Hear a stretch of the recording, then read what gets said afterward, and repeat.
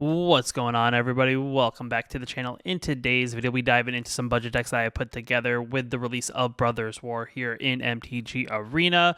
Each one of these decks bringing something a little bit different than one another to the overall theme of what the new set is all about. One of these is kind of like a reiteration on a deck that has currently existed, but as we gotten some new cards from Brothers War that kind of helps this deck, I figured I kind of add those cards to the deck and kind of add it to this video as it is still budget friendly. With that being said, let's just dive into the decks and let's just start talking about them. So the first deck I have here is going to be Rakdos Meld Anvil. Now this is kind of a deck that's existed in the meta. It is kind of one of those more budget friendly decks. It is also a deck that you get as a starter deck in one way or the other, though this one is probably completely different than the version that you gotten as the starter deck. The goal here of the deck is to play cards around Oni-Cult Anvil, allowing us to be able to sacrifice artifact cards and create a 1/1 soldier or 1/1 artifact constructs out of those cards that were created with the anvil.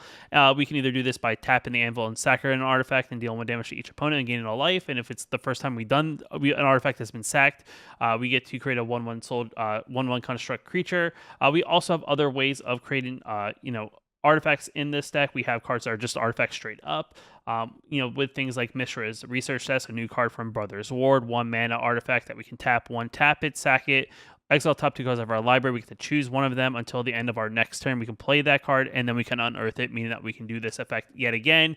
Though the thing is, the unearthed card is only on the battlefield until the end of our turn, so we have to kind of use it immediately. So we do have to have that 3 mana open. But this is still a very solid card in the sense that we can keep that card out in our exile and kind of wait whether or not we have the mana available immediately or we have to wait until next turn to actually cast it. Very solid card that has been added to the deck. We have Experimental Synthesizer, another solid card, kind of similar to Mishra's Research Desk, but pretty much a card that looks at the top card of our library. We can play it until the end of our turn. And then when it leaves the battlefield, we get this effect yet again. Definitely very solid card. Allows us to kind of dig deep into the deck. We also have 2 copies of Cut Down in the deck just because it's a solid card that works very well with the meta. Could also possibly be 3, but I felt 2 is pretty comfortable to be with as we want to fit a bunch of other cards into the deck. A way that we kind of create artifacts outside of just playing artifact cards, we do have Voldarian Epicure, a 1 mana 1/1 that when it enters the battlefield, it deals 1 damage to each opponent. We create a blood token that we can tap 1, sacrifice it, discard a card, and we get to draw a card. We also have Voltage Surge as our powerful removal spell, with it being a 1 mana instant that at the additional cost to cast this, but we can sacrifice an artifact, deal 2 damage. If an artifact was sacked, for the additional cost, it deals 4 damage instead to target creature, which is definitely very solid, or planeswalker. In the 2-drop slot, we do have things like Go for the Throat, a new card from Brothers War, 2 mana removal spell that destroys target non-artifact creature. I would say if you do have Infernal Grasp, you can play that here as well. With this being new, I'm just playing it in the deck. As if the meta shifts and there's a little bit more artifacts than there have been normally, I would say stick with Infernal Grasp. If not, you can always play Go for the Throat. Both are very solid 2-drop removals. 1 copy of Dragonspark Reactor is a card that just kind of gets counters on it as artifacts enter the battlefield, and for 4 mana we can sacrifice it. It deal damage equal to the number of charge counters on it to target player, and that much damage up to 1 target creature. You don't have to have targets for both. You can choose just one and submit 0 for the other. So this is kind of like one of the ways that we can finish off our opponent in one fell swoop. A couple copies of Lightning Strike in the deck. It's one of those things that I felt like we needed a couple additional ways to kind of burn our opponent and or spot removal things on top of the Voltage Surge, though we did only go with 2. We have 2 copies of Smelter here, 2 mana 2/2. At the beginning of our combat during our turn, we can pay 1. We sacrifice an artifact. We create a 3/1 red artifact construct creature token with haste, so we can attack it immediately. Harvester is another card that creates an artifact when it enters the battlefield, and if we have a bunch of blood tokens out on the battlefield, we can tap it, sack it, and give target creature -X/-X, which is not destroy, which gets around things like indestructible, and give it twice the number of blood tokens we have control of. Though we can only activate it as a sorcery. We already went over Anvil, the way that we kind of produce creatures or things to sacrifice for some of our cards that we do cast in the deck, and definitely very solid card nonetheless. The other card that we added to the deck to kind of make this a little bit more Brothers War themed is one being the Phyrexian Dragon Engine. Now, while not the main way that we're going to finish off our opponent, it's just kind of one of the pieces we need to meld it into the Mishra here that you see above me. Being in the new ability that if you have both and you do whatever you need to do to trigger the meld ability, we'll get this 9/9 creature out of it. But nonetheless, this elf is a 3-mana 2/2 with double strike that when we unearth it from the graveyard, we get to draw 3 cards and discard our hand in the process, so definitely not a bad ability there. We have a couple copies of Rend and Flame because Shieldred is a thing in the meta and might as well have a way to deal with a big creature like Shieldred. And then the other piece of the Phyrexian Dragon engine is the Mishra Claimed by Gix. This is kind of another great card that works very well with the deck, as this deck has a lot of good ways to produce a bunch of little small creatures. The problem is a lot of small creatures really don't do a lot of damage on their own, but with Mishra added into the deck, whenever we attack, each opponent loses X life, and we gain X life for X is the number of attacking creatures. If Mixture is claimed by Gix and another creature named Phyrexian Dragon Engine are attacking, and we own both of them, we have to exile them, meld them into the Mishra Lost Phyrexia, and it enters battlefield tapped and also attacking. So pretty much you take a 3/5 and a 2/2, and you get a 9/9. And when the Mishra's Lost Phyrexia enters battlefield, we get to choose 3 of its abilities. I know they're a little bit small, but they're all fairly good. Either your target opponent discards 2 cards. Mishra deals 3 damage to any target, destroy target artifact or planeswalker. Creatures you control gain menace and trample to end a turn. Creatures you don't control get -1/-1, or create 2 tap power stone tokens. A lot of times, if you meld, your opponent may just scoop right then and there, just because all this stuff is definitely very powerful, depending on what the matchup is. I would say to discard 2 cards, dealing 3 damage, and maybe making our creatures gain menace and trample to end turn is definitely very good. Or you could choose one of the other ones depending on what the matchup is. Or like I said, they're all very good, and it's a 9/9, which is definitely tricky to get out, but it's definitely a very solid card and works very well with the deck. And then because we are fairly on the low curve side, we're not playing a ton of land. We have 5 swamps, 11 mountains, 4 of the Bloodfell Caves, and 2 of the Tramway Stations, which, like I said, this deck is definitely very budget friendly. I just kind of splashed in the Mishra because I do think it's a good card, and added in the additional copies of Dragon Engine. You really don't need both if you aren't really looking to play in the 9/9 side. You can just have Mishras in the deck and still make it very solid. And then as of upgrades, what you can look at to possibly get in another new card from Brothers War is like Gix Yawgmoth Predator. It being a 3-mana 3/3 that whenever a creature deals combat damage to one of our opponents, its controller may pay 1 life. If they do, they get to draw a card. So meaning any of our creatures that deal damage to our opponent, we're going to get to draw a card at the cost of 1 life. For 7 mana, we can discard X cards, exile top X cards of a target opponent's library. You can play cards and spells among them, exile this way without paying their mana cost. So definitely another very solid ability here, but definitely a very solid card that also works very well with the deck. Definitely fits also very well with the theme. I could say you could probably play Gix and also, Mishra, and probably even remove the Dragon Engines if you wanted to, and play these 2 cards in the deck, and it'd still work fairly fine. If you want to add additional copies of Phyrexian Dragon Engine, if you want to play the Mishra Lost Phyrexia, add in additional copies of this and also Mishra are both very good as well, because the more you have, the more likely you are to draw them. Nexus is still a very solid option for the deck if you don't have any. Definitely very good, as you can sacrifice any of your creatures and get a second copy of Obnexus, and then get to do 2 of these abilities a turn, which either you +1, each opponent loses 2 life unless they discard a card. If we control a demon or devil, we gain 2 life. We get to create a devil for -2, and -7, target player draws 7 cards and loses 7 life. More copies of Mishra Claimed by Gix. Sokuzan is definitely a very solid land to add to the deck, as it creates more pressure on the battlefield, as those are a bunch of 1/1s, or it's just a solid legendary land that you can play on the battlefield. Haunted Ridge to get rid of the tap lands, definitely a solid dual land. Also Sulphurous Springs, also to get rid of tap lands. I'd probably play 4 copies of this and probably 4 copies of this, and cut down on 1 additional swamp and mountain as you get to 8 copies overall. But still, nonetheless, Rakdos is still a very solid deck. I do think some of the cards from Brothers War makes the deck much better, and it's definitely a deck to try out if you've been on the fence whether or not to dive into it. With that being said, let's just dive into the next deck. So the next deck we have here is going to be Selesnya Artifacts, and this is definitely one of those decks I wasn't expecting to put together with the release of Brothers War, but then I noticed as I was going through and kind of seeing what cards were available, we do have this card called Yodian Descendant. It's a 2-mana 1/1 that whenever an artifact enters the battlefield under our control, not just when we cast it, we get to put a +1/+1 counter on target creature. This is very similar to the 1-drop in the enchantments deck that whenever an enchantment enters the battlefield, we get to put a +1/+1 counter on target creature. But like I said, for this one, it is artifact, which is definitely pretty sweet. So a lot of the cards that we are playing in here are relatively on the low curve side. This deck is not Very, very quick. It's not a very big deck. A lot of our cards will eventually get big, but they are relatively cheap to play. As you see here, we have a bunch of 1-drops. They have a good chunk of 2-drops, and then just 2 and 2 when it comes to 3 and 4-drops. In the 1-drop slot, we have a new card named Yodian Frontliner. It's a 1-mana 1/1. Whenever it attacks another target creature you control, it gets +1/+1 to end a turn. Allows us to be very aggressive with it. It also has Unearth, so we can cast it back from the graveyard for 1 mana. It comes into the battlefield. It has haste, and then it gets sacrificed at the end of the turn. We have Hot Shot Mechanic, another 1 mana 2/1. Just artifact creature, very solid, very good for 1 mana. We have Lay Down the Arms. This is a card we have 2 of in the deck, as this is one of those cards that is kind of better in a monocolor deck, but we do splash it here in the deck as it is still a very solid 1-drop removal spell. We exile target creature with mana value less than or equal to the number of planes we control. Like I said, we are 2-color decks, so we aren't, very good when it comes to, having a ton of planes at all times, but for 1 mana, this is a solid card to add into the deck. Then we also have Tail Swipe as a fight spell in the deck. 1 mana, choose target creature we control and target creature we don't control. If it was cast during our main phase, our creature gets +1/+1 to end a turn, and then the creatures fight each other. Another new card from Brothers War is going to be Teethen Wormlet. It's a 1 mana 1/1. Has Death Touch as long as we control 3 or more artifacts. So definitely something that is fairly possible because we can get a bunch of artifacts out really quick. Whenever an artifact enters the battlefield under our control, we gain 1 life. If this is the first time this ability has resolved this turn, we get to also put a +1/+1 counter on the Wormlet. So, it's a card that's going to grow as we play more artifacts. Then we also have Iron Apprentice, just a cheap 1 mana artifact that enters the battlefield with a +1/+1 counter on it. And if it dies, if it had counters on it, we get to put those counters on another creature we control.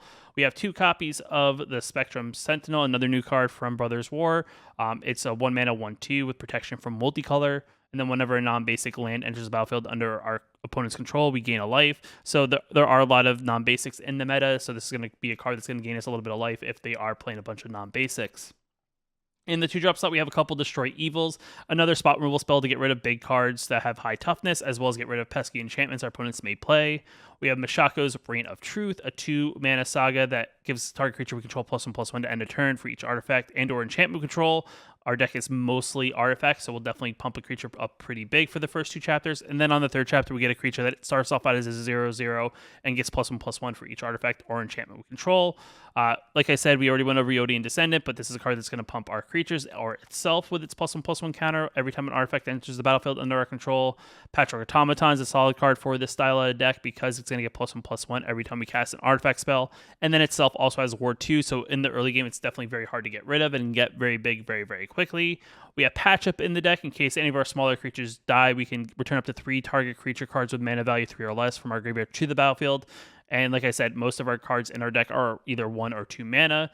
And then in the 4-drop slot, we get to play Clay Champion. This is kind of like the other rare that I added into the deck, as it is an X and a 4, 2/2 that enters the battlefield with 3 +1/+1 counters on it for each double green we cast to spend it. So if we cast it for 4 green, it's going to enter in as an 8/8. When it enters the battlefield, we get to choose up to 2 other target creatures we control. For each double white that was spent to cast it, we get to put a +1/+1 counter on each of them. So definitely a very solid artifact. If you played on turn 4 as a 4-drop, you could have a possibility of either having an 8/8 or having a mixture of, a 5/5 and then making something we have on the battlefield, that much stronger with the +1/+1 counters as well. Mana base is straightforward: 9 plains, 6 forests, 4 blossom sands, and 2 botanical plazas. Very solid, very low curve. The deck isn't super expensive to cast a lot of the spells to get a lot of pressure out very, very quickly. And a lot of the things that we do cast, just like enchantments, are going to grow. I'm not sure 100% if this is as strong as enchantments, but it's definitely still a fun kind of like, if you like enchantments, you may like this artifact deck as well. When it comes to upgrades, for the most part, we are looking at some of the rare prototype Say cards that came from Brothers War. One being Simian Simulacrum. It's a 3 mana 2/1. Enters the battlefield. We get to put 2 +1/+1 counters on target creature we control. So it's a card that we get to pump up other creatures. Definitely a solid card to add into the deck. We also can unearth it to do it essentially again and then attack it immediately. So either we unearth it, put it on itself, and attack it for 4, or we still pump other creatures on the battlefield. We got Thrawn Spider, another unique card that works very well with the deck. Enters the battlefield for 3 mana. It has reach. It's a 2/4. When it enters the battlefield, us and our opponent each create a Power Stone token. Power Stone token is an artifact, so we do get a trigger from our Yorion Descendant. For 7 mana, we can look at the top 4 cards of our library. You may reveal an artifact card among them, put it into our hand, put the rest in the bottom of our library in any random order. So it's going to be a card that's going to help us dig really deep into our deck as the game goes on and hopefully find us more pressure to put on our opponent.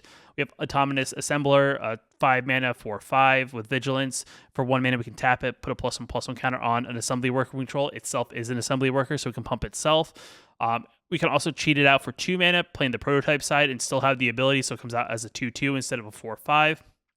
Definitely a solid card nonetheless. We also have Rootwire Amalgam, a 5 mana 5/5. For 5 mana, we can sacrifice it. We create an XX colorless Golem artifact token with X is 3 times the power of Amalgam's power, and it gains haste until end of turn, activate only as a sorcery. So if you pay for the 5 mana, it possibly sacrifice it for 5. You get a Golem that's a 15/15. If you pay the 2 mana side, which we do the prototype side, you get a 6/6 artifact Golem, which is still not that bad, especially depending on how much pressure you're trying to put on your opponent and where you're at in the game state. Definitely both good cards, and a 2/3 for 2 is definitely very solid as well. We have Kyla's Reconstruction, another interesting new spell from Brothers War. It's a X white spell. Look at top 7 cards of our library. You get to put X artifact and or creature cards of mana value 3 or less among them onto the battlefield. Put the rest on the bottom of our library in any random order. Our deck is just full of 3 drops and less, so we definitely can hit a lot of things, hopefully find an answer. Though, things like Automaton aren't going to get the triggers from artifacts that may pop from this because they aren't cast. They're just being added. They're added onto the battlefield, so they're not technically considered cast. But still, nonetheless, you get to find a bunch of answers. You could do it for 4 mana. You could do it for 5 mana, 6 mana, depending on how much mana you have open. You can definitely sink some mana into this, and it's definitely very good there. And then on top of that, you have a Ganjo and Boseyu, both lands that you can add in for basics. I forgot to add in the dual lands, but you can add in the Pain green-white dual lands. You can also add in the farmland as well if you want. I would say you just add 4 copies of each and then cut down, 1 plains and 1 forest to round out the set of 4 pain lands and 4 of the green-white slow lands. So definitely overall a fun deck. It's definitely something that's very similar to the Selesnya Enchantments deck, but for artifacts. With that being said, let's just dive into the next deck and let's start talking about it. The next deck up on the list is going to be Izzet Prowess. Now, Prowess is an ability that kind of came back with Brothers War. Essentially, it's an ability that whenever we cast a non-creature spell, this creature gets +1/+1 to end a turn. So essentially, it's not just instants and sorceries, it's any non-creature spell. Our deck is just full of them outside of the few creatures we do play. For the most part, the deck is on the relatively cheap side. Most of the spells we are on the 1 to 2 mana side. In the 1-drop slot, we have things like Consider. We have things like Shore Up for protection. We have Ancestral Anger to put added pressure. And if we have more of these in our graveyard, our creatures get that 1 additional +X/+0 until end of turn. We get to also draw a card. We have Monastery Swiftspear, just a 1 mana 1/2 with the Prowess ability. It has haste, so we can attack it immediately for 1 mana, which is definitely very solid.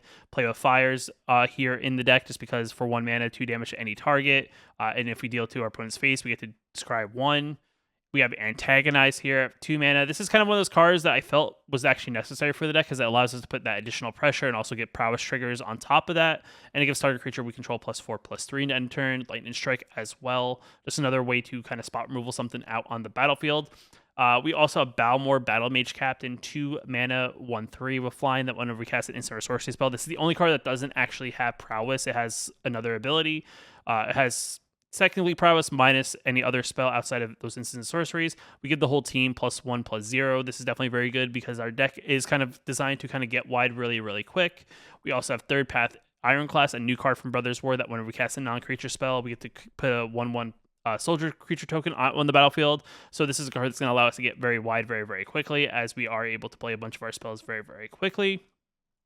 Then in the 3-drop slot, we do have Mechanized Warfare, and I do think this is kind of that card that kind of adds that pressure to what this deck can do, because not only what this is going to do is if a red or an artifact source we control would deal damage to an opponent, it deals that much damage +1, so it turns like Plays with Fire, any of our creatures, from what the power is on them creatures, like base power and base toughness, it essentially adds additional 1 to that, so it makes this a 2/2 essentially for 1 mana, even though it says it's a 1/2. Play with Fire becomes a 1 mana 3 damage to any target.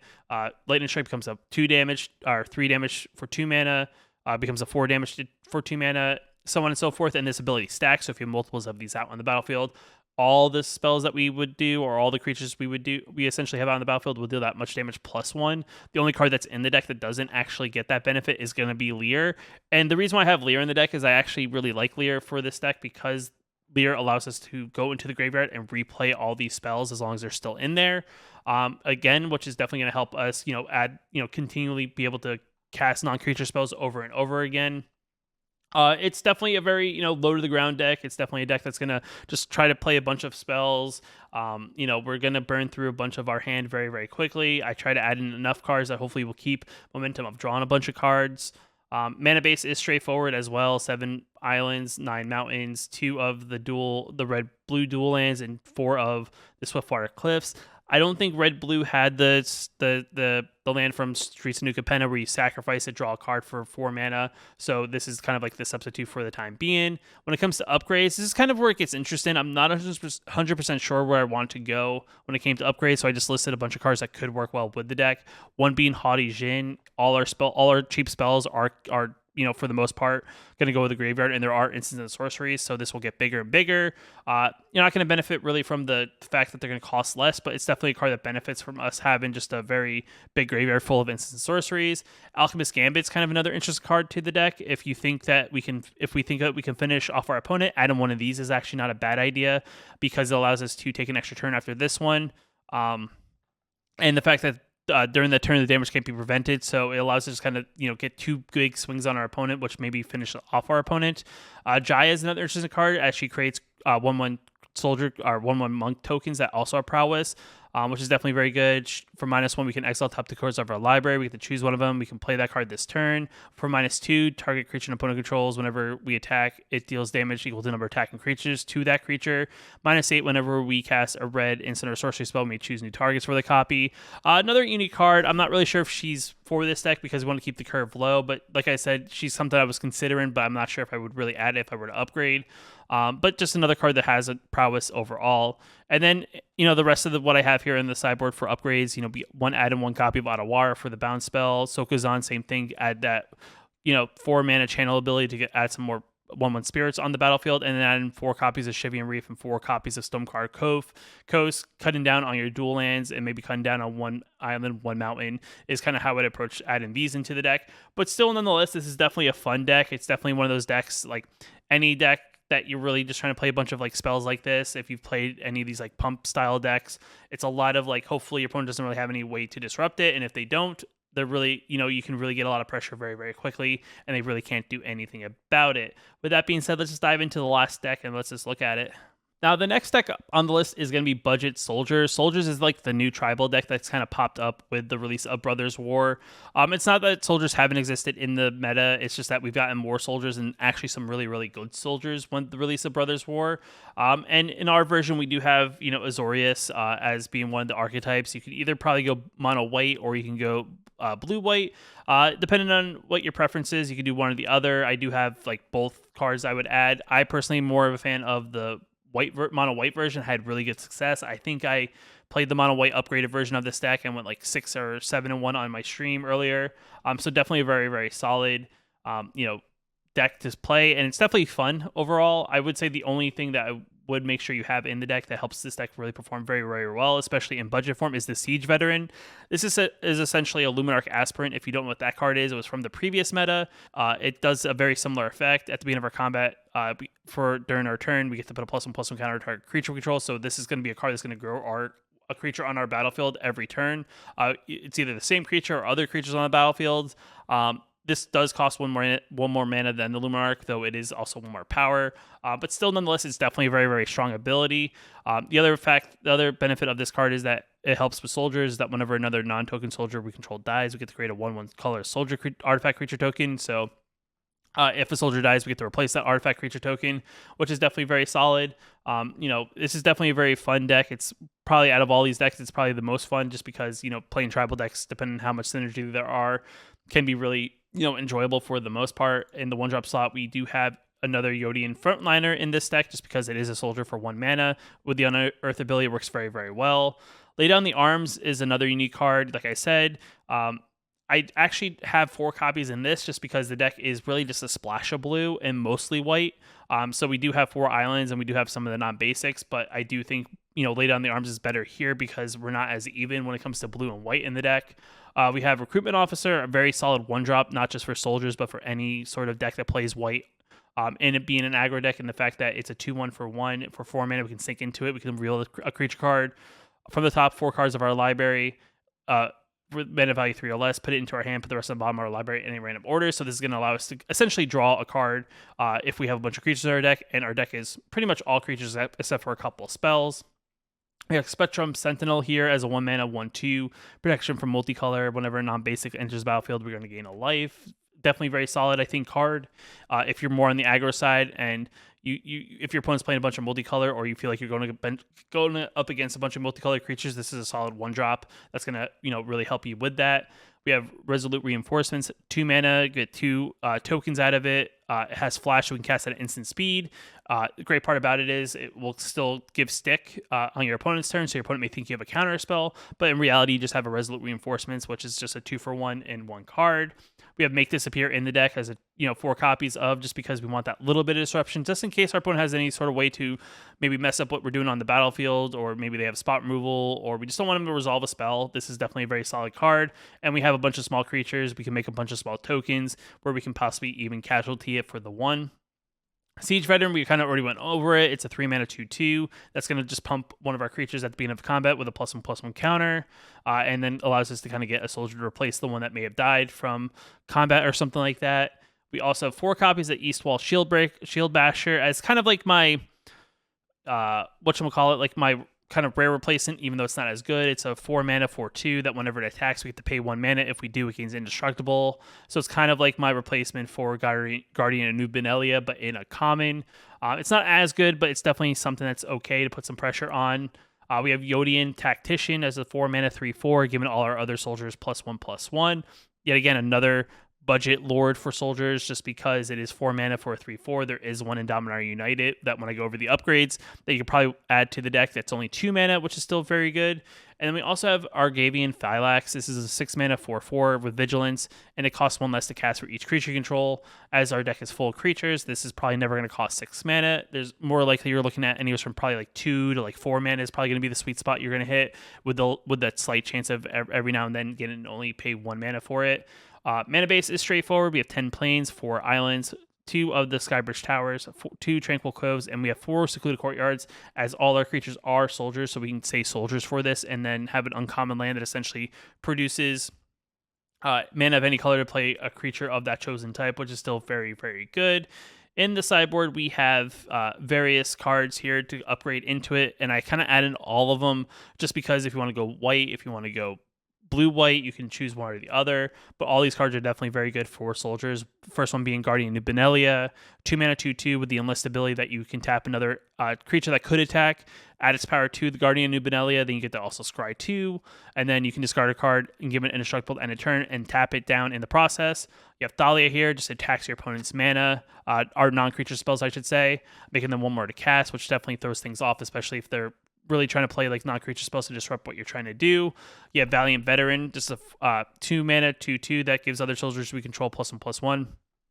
If it's in our graveyard, we can pay 5 mana. We get to put a +1/+1 counter on each soldier creature we control. Definitely good there. If you're going blue or blue-white, you can look into Harbin Vanguard Aviators, a 2 mana 3/2 flyer that whenever we attack with 5 or more soldiers, creatures you control get +1/+1 and flying in a turn. So this is kind of like if we're setting ourselves up for a big swing, this is going to be the card that's going to help us do that, as it's going to give everything that additional evasiveness. So if your opponent has a bunch of flyer blockers or reach, you're going to get in for some big damage. Brutal Cathar is a soldier. When it's on the white side, it's a 3 mana 2/2. Not sure why the alternate art is not showing the effect, but essentially when it comes into the battlefield, if it's day, you get to you have to exile target creature until Brutal Cathar leaves the battlefield. When it becomes night, it becomes a 3/3 with first strike, has ward of pain 3 life, and then it flips back over. You get the trigger yet again. So Brutal Cathar is definitely very solid. And like I said, the white side is a soldier, so it works very well with this archetype. You have Sky Strike Officer, 3 mana 2/3 with flying. Whenever it attacks, we could create a 1/1 soldier artifact creature token, and we can tap down 3 untapped soldiers we control, and we get to draw a card. Definitely solid there. We have Meryl, a new card from Brotherhood. During our turn, opponents can't cast spells, activate abilities of artifacts, creatures, or enchantments. So pretty much it shuts down what your opponent does. This turns the game into like kind of like all the other TCGs out there, where it's more of like you go, you do things on your turn, I go, I do things on my turn kind of game. And then whenever it attacks, we get to create X 1/1 color soldier artifact creature tokens, where X is the number of soldiers we control. So this is just going to kind of fill the board up with a bunch of soldiers. You can either attack with just this and get a bunch of soldiers. You can attack with the whole team and get a bunch of soldiers and have things to block. Definitely a very, very strong card. This definitely finishes games by itself. We have Dennick. That's also another possibility, as it is a 2-mana 2/3 soldier, and with the ability that can come back from the graveyard, and it's a spirit soldier. It's a 2/3 with lifelink, which is very solid. Both sides are very good. Making things not being able to be targeted in graveyards is good. And then the other effect is that whenever creature cards are put into graveyards from anywhere, we get to investigate, meaning that we get a clue token. So definitely good there. As for mana, depending on what you're doing here, you can add in a Ganjo, you can add Otawara, you have Adakar Waste as the pain lands, you have Deserted Beach, and you also have Fortified Beachhead, which is the only tribal land out from Brothers War. As this is a land that enters battlefield, we have to reveal a soldier creature token, or it enters battlefield tapped. It creates blue or white, and then for 5 mana, we can give soldiers we control +1/+1 to end a turn, so another card that kind of pumps the team overall. So, nonetheless, each one of these decks are fairly unique in what they're trying to do. I know one of them was kind of like a rehash of a deck that's kind of existed, but I do think hopefully the other 3 decks in this video were, pretty interesting overall. Let me know what you guys think of these decks, if you've tried them out, what how you doing with them. As much as I'm doing this on day 0, things can change over the course of people playing the decks more. I'll probably dive back into these decks on my live stream on Thursday here on the channel. I'm not sure 100% what time, but I'll always post it in the community tab. With that being said, if you like the video, hit that like button. Definitely helps out a lot. If you're new here, you want to post new videos like this one here on the channel, hit that subscribe button. And until next time, I'll see you in the next video. Just want to give a special shout out to the channel members here on my YouTube channel. You can also become a channel member yourself down below the video, hitting that join button. It definitely helps out a lot, and I just appreciate you guys for your support.